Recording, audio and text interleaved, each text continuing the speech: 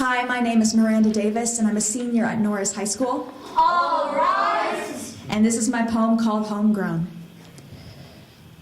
I grew up in a house that threatened to crack against my feet, with every hushed tiptoe in the middle of the night and every stomp to my room after yet another fight. I carefully crept with a burning rage inside, a flame-filled desire to burn it all down.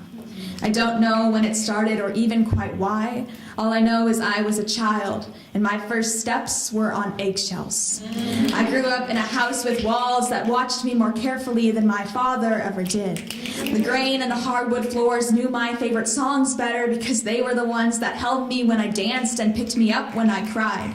The windows let out more than he ever did, holding whispered words and fearful hopes inside, rather than open the shutters and absorb the effervescent rays of mid-morning light. I grew up in a house with dirty dishes in the sink because it's better to abandon and forget than clean up the messes that corrode and rot and eat away at every starving soul under that roof.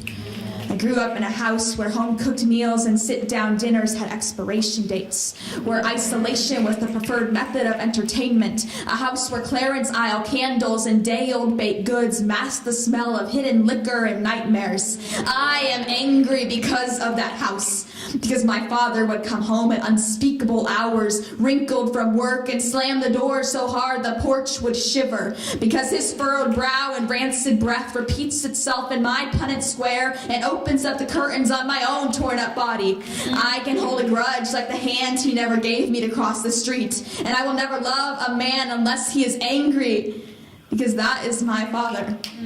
And like father, like daughter, I will only ever be angry myself.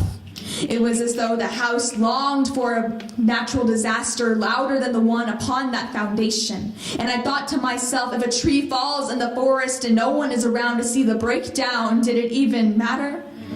I am my father's daughter, and I always have been, but I put in the work to not be anything like him. I don't clench my fist to hide my rage. Instead, I bite my tongue just like he taught.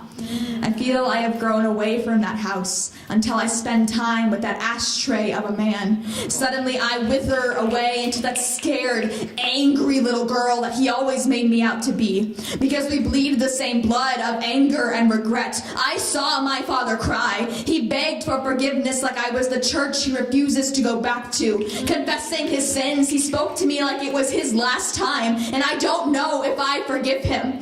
If a man dies by the same substance he turns to for comfort, what was it all for? If a tree falls the way it leans, then will I fall the same way he did? And years from now, when I sit at a table with a man whom I call my own, I hope regret does not burn like acid on my tongue. I hope I do not live with an extension of my father and every version of him. And instead, I live in a house that is finally a home.